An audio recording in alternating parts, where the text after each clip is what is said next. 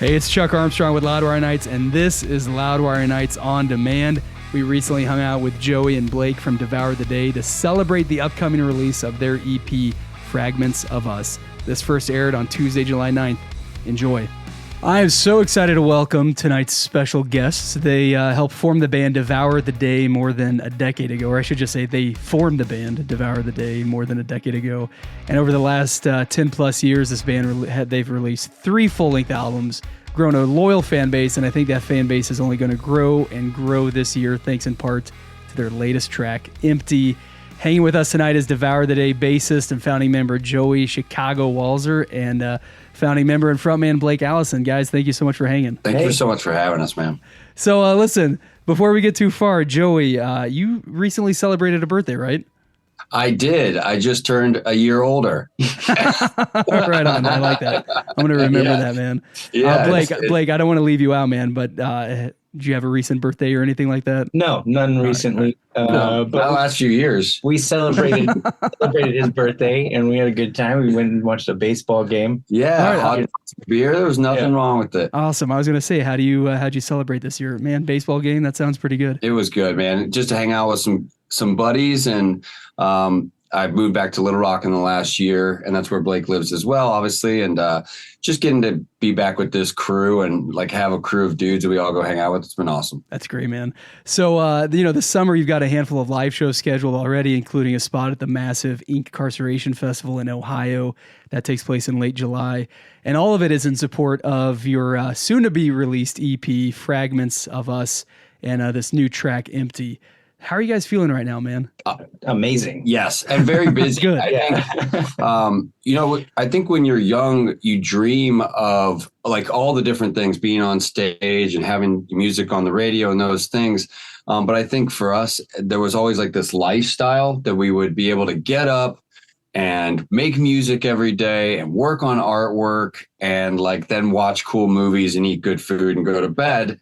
And somewhere along the lines, it turned into that. Yeah. And so like the last year or so has just been really cool, writing for other bands, playing for a bunch of different bands, working behind the scenes for bands, singing, playing all over the place. It's just been kind of a dream come true. Well, yeah. So let me ask you that, man. So this band started, in 2012? Is that Mm-hmm. the timeline for Devour the Day? And Yes, it came out of another band breaking up. And so, I'm curious as that band, saw its end, as this new band saw its beginning, what was the goal for you guys as you started out for Devour the Day? I mean, was it as simple and not that that's simple, but as simple as that, like we want to make this our full-time gig. We want this to be our life. And however that happens, then that's the goal we're aiming for. Yeah, I think it was just as simple as, at the time, that's what we were doing. This was our lives, and we were writing new songs for another, the next Egypt Central record. And band broke up, and we just said, well, we shifted gears and knew that we were not going to stop creating. We were going to keep going. And I think too, once you establish like 10 years of therapeutically dealing with your life through writing songs, it would have been really strange to just stop doing that. I think it could have been detrimental, honestly, because of all of our songs, no matter what, they come from a real place. All the lyrics are about real failures and real tragedies and real traumas and real victories and celebrations. And so I think we were like, we need another band stat because I got to deal with life, so what are we going to name it? Let's just call, dealing with life was on the list, I'm sure. So yeah. You had to find your new therapist, right? Like that's kind of what it was. It's a lot less expensive, we thought. Well, man, here we are, right? 12 years later, celebrating live shows, celebrating huge festival appearances, celebrating new music. It's got to feel amazing, man. And Joey, just like you said, you did achieve that goal, right? This has become your life. You're waking up, you're doing what you want to do in the world of rock and roll. I mean, it's got to feel amazing. It really does. I will say we tried really hard to screw it up. We tried as much, but honestly, our fan base and the people that listen to our music and connect to our music, they deserve all the credit. If it wasn't for them, honestly, them listening to our music and then us having the education to kind of go after the ownership of that, we wouldn't be able to continue. And it is our fan base that keeps us going for sure. And I mean, he and I are best friends, and I think that like has been a big part of all this, because like band members, you start a band with somebody and you get to know them, and then, like whatever happens, it's like life. But Joey and I have been working together on music and anything related, revolving around music every day. And that just comes with, a dynamic where if we weren't best friends, it would be that much harder. So it's just, you know what I'm saying? Like, he's a good dude. Well, but it's just natural. Like even a good, one of the last few days or whatever, I came in and Blake was like playing drums, and I come in real serious, and I'm like, dude, do you know what's going on in the rap game? It's crazy right now.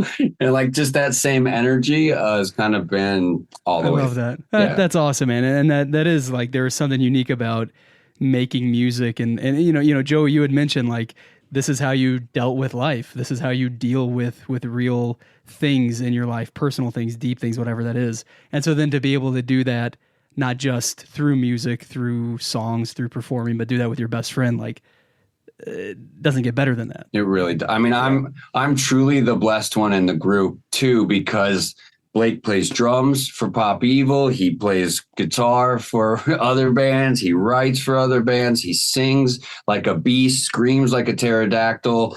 He's a really good dude. I mean, I'm just freeloading off this guy for 20 years. It's really worked out. You forgot about my 5-minute comedy routine. Oh yeah, that's right. Yeah, and you can run a 4K. Yeah, I got it has a good time. I got a tight 5 minutes on stand-up comedy. His Wordle. That's great, man.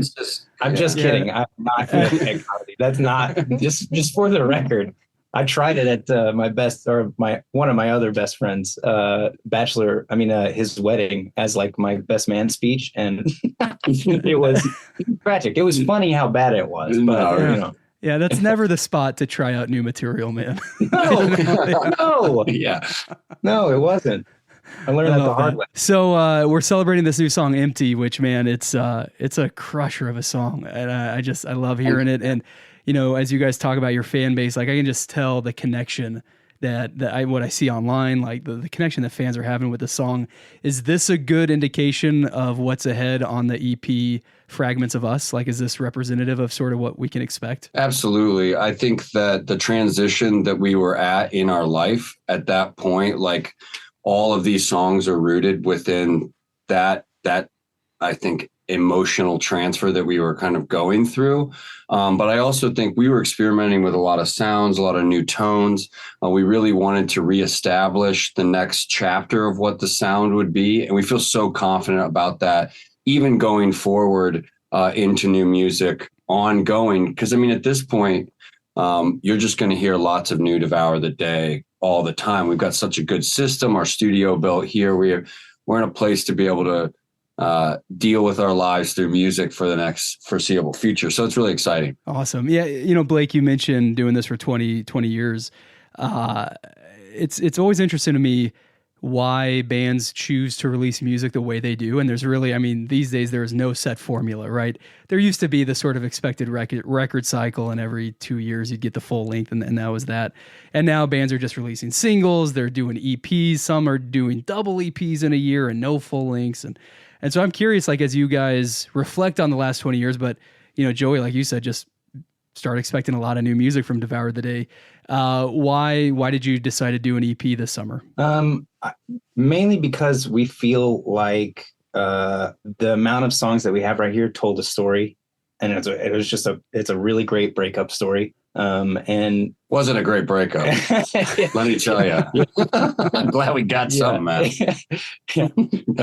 But for with as busy as we are, we have to change gears to be members of Pop Evil, and then come back and write for Devour, and then continue to write for Egypt Central and for Pop Evil. And so for us, we're just spending every day trying to hit a home run, if we, you know what I mean? Like, we spend 5 hours, 6 hours working on new music, and I mean, for the future, we're going to continue to work primarily for Devour because we are hitting a stride. We feel really good about this. I like there's nothing better, having that moment of getting to a completed riff in a song where that this is going to turn into something really great. And so, this space is not very big, but we definitely explore all of it, jumping around, having a good time writing music. And so I think that most of the future will start there, and we will be working on larger bodies of music in the future. I think this was just a really great way to say to the audience, this is our new sound, this is where we're headed, this is a complete body of work. Boom, bang, bingo, bongo. I'm not from New York, but it sounds like it when I do that. There, I just got a picture of that best man speech, man. Oh my gosh. Is that how you wrapped it up? That's my gig. I'm going to make a meme that we send to the group chat that's anytime anything goes right. Bingo, bango, bongo. All right. Man, that is going to stick with me and you for years. Yeah. No, this is going to be broadcast. This is honest. This is honest to us. That's the headline right there. Blake Allison, boom, bing, bingo, bongo. Bingo, bango, bongo. That's the name of the new EP. Yeah. So, all songs on the new EP. As you guys are just constantly working, and balancing other bands to other commitments, but really focusing on Devour the Day too. Is it clear to you as you come up with that riff, or as you finish a riff or something like, oh, that's going to be a Devour song? Or is it kind of hard sometimes to figure out like where that might fit best? I think as the more personal the song is to either one of us, it tends to be kind of like coveted that way and saved. But I also think that we're so in love with the fact that in this new era of music and the way that you release, if you are able to kind of stay bended knee and on your toes, you don't have to make these decisions about how it's going to come out, which is really the business side of it. Honestly, the marketing side, you don't have to be thinking about that as much while you're creating it, especially independently. And I think that that's like one of the most beautiful things about the horizon going forward is that we don't necessarily have to plan when and why something gets used. And we write so much. We do all different kinds of genres and stuff. We're really finding that a song kind of pokes its head up at the time that it makes the most sense. I think the reason why this EP is the first EP we've really done ever for Devour was all of these were so specifically to a time period around this breakup, this really bad breakup that I went through, and an adjustment in our lives post-pandemic, moving, all those things. But I think there's so much empowerment coming from that a lot of the new stuff we're writing is the next chapter. And so it felt like it's time to end this chapter, put an EP on it. And that's why July 12th, you'll have that in hand. That's awesome, man.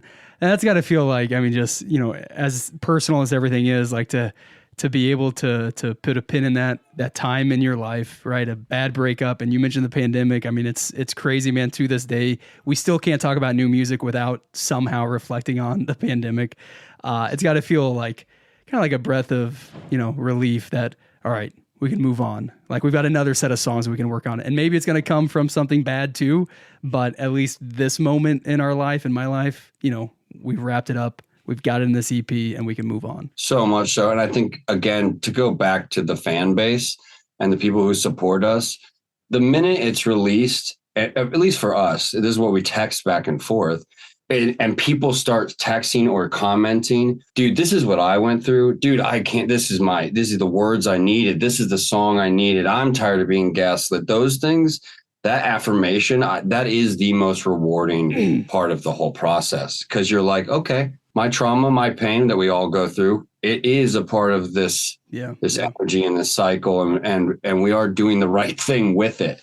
And I think that's the best feeling for sure. That's it, man. And I always say this to people, but like that catharsis that you must feel, putting those words down, getting that riff that connects and finishing that song and releasing an EP or an album, or the catharsis you feel playing something on stage and releasing all that energy, man, fans, like I say this personally, like it's cathartic for us too, to know that, wait a second, like this, this musician, this rock star, he's going through the exact same thing I am. And now I'm able to connect with that. And now I'm able to go to a concert, and I might not be on stage, but I'm in the pit and I'm releasing that energy.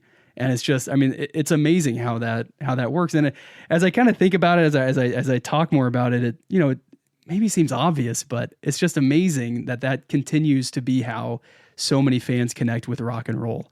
And I never, cease to be amazed by the power of that to this day. One of the last song, the unreleased track on the EP that will come out July 12th, is called Outsider. And it speaks to that feeling specifically, all the way from when you're 9 years old, 12 years old, to wherever you are now in your adulthood, that feeling of standing on the outside and wanting not to belong for the sake of like it being cool, but to feel connected to other people. Yeah. And I think that I've been there. He's been there. I know that for a fact. He's been on the outside a long time, but it is real, what you're talking about. And it's my favorite part of the rock genre. And it's why no matter what, we never started. Our next group was never a pop group. It wasn't a transitional alt group. We didn't go into these other things. We stayed here in heavy rock and have been here all the way through because of the community and the fan base. And that's what we really love being a part of. Amen. Joey, Blake, thank you guys so much for hanging and celebrating all things Devour the Day, especially this new EP, Fragments of Us, out on July 12th. Listeners, stay caught up with everything going on in Devour the Day's world, their live shows, everything going on this summer, and hopefully some more live shows this fall. We are working on it now. We can't say anything, but we like to work, I promise. Awesome. Yeah, I kind of got the sense of that. Pre-save the EP, check out the tour schedule, everything at devourtheday.com. Joey and Blake, we'll have to have you back on soon. You guys are welcome anytime. Dude, Chuck, Thank you so much, man. Seriously.